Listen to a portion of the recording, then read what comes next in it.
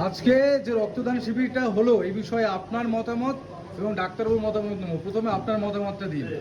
আমি আজকের এই রক্তদান শিবিরকে সম্পূর্ণ সাফল্যমণ্ডিত করার জন্য আমার এই প্রিয় ডাক্তারবাবুকে আমি অশেষ ধন্যবাদ এবং কৃতজ্ঞতা জানাই।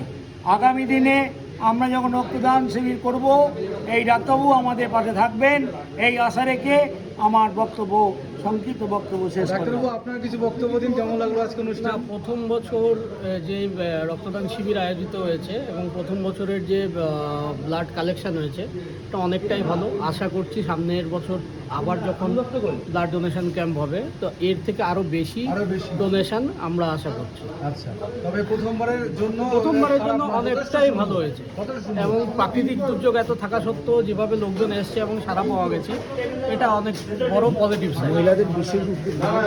মহিলাদের অংশদানটা বেশি হয়েছে, ওনাদের অংশগ্রহণটা হওয়াতে আমাদের ডোনার সংখ্যাটা অনেকটাই বেড়েছে। বেশ বেশ বেশ।